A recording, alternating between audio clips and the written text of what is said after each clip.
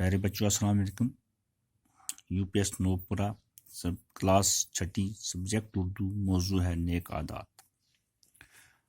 عادت کی جمع عادات کو کہتے ہیں۔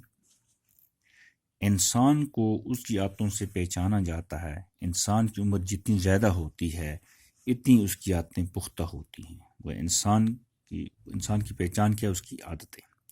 اس کی اچھی عادتیں ہوں گی، اس کی پہچان اچھی عادتوں سے ہوگی۔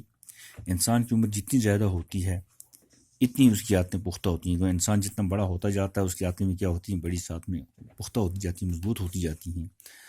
آپ کی عمر عادتوں کو بنانے کی ہے۔ ابھی آپ چھوٹے ہیں، آپ اپنی عادتوں کو، اچھی عادتوں کو بنا سکتے ہیں۔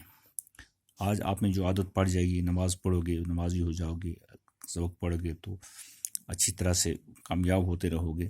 اچھی عادتیں بنانے کے لیے آپ کو اپنے آپ کو تیار رکھنا ہے، اچھی عادتیں آپس میں ڈالنی ہیں۔ آج جو عادت آپ میں پڑ جائے گی وہ ساری زندگی آپ کے ساتھ رہے گی۔ جو عادت آج آپ کے ساتھ پڑے گی وہ ہمیشہ آپ کے ساتھ رہے گی۔ اچھی عادتوں سے فائدے ہوتے ہیں اور بری عادتوں سے نقصان۔ اچھی عادتیں اگر ہوگی اس سے بہت سارے فائدے ہوتے ہیں اور بری عادتوں سے بہت سارے نقصان بھی ہوتے ہیں۔ یہ فائدے اور نقصانات صرف انسان تک محدود نہیں رہتے، یہ اپنے تک محدود نہیں رہتے، یہ جو اس کے فائدے ہیں یا نقصان ہیں، بلکہ اوروں پر بھی اس کا اثر پڑتا ہے۔ اس کی عادتوں کا اثر دوسروں پر بھی پڑتا ہے۔ اگر پوری کلاس میں 2 بچے وقت کے پابند نہیں، وہ دیر سے آتے ہیں، تو سب سے پہلے انہی کے دوست متاثر ہوتے ہیں۔ اگر آپ کی کلاس میں 2 بچے ہیں جو ہمیشہ اسکول دیر سے آتے ہیں، وقت پہ نہیں آتے ہیں، تو آتے ہیں تو سب سے پہلے انہی کے دوست متاثر ہیں، ان کے دوستوں کو بہت سارا اس کا نقصان ہوتا ہے۔ آہستہ آہستہ ان کو بھی یہ عادت پڑ جاتی ہے۔ ان کو یہ عادت پڑ جائے کہ آج لیٹ ہو گئے، کل بھی ہو جائیں گے، پرسوں بھی ہو جائیں گے۔ استاد پڑھانے کے لیے آتا ہے تو اس سے بھی ان کو غیر حاضر دیکھ کر تکلیف ہوتی ہے۔ جب استاد صاحب کلاس میں آتے ہیں تو ان بچوں کو غیر حاضر دیکھتے ہیں تو ان کو بھی تکلیف، ان کو بھی محسوس ہوتا ہے وہ کیوں نہیں آئے، پڑھانے میں مزہ نہیں آتا، پڑھانے میں استاد کو مزہ نہیں آتا ہے۔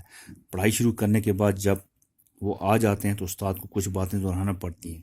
جب کوئی بچہ لیٹ آتا ہے تو استاد کو پھر دوبارہ واپس جانا پڑتا ہے پچھلے سبق پر، تاکہ ان کو بھی سمجھ آ جائے، ان کے لیے واپس جانا پڑتا ہے۔ اس کا نقصان دوسرے بچوں پر بھی، دوسرے دوستوں پر بھی ہوتا ہے، جس سے اور بچوں کا بھی وقت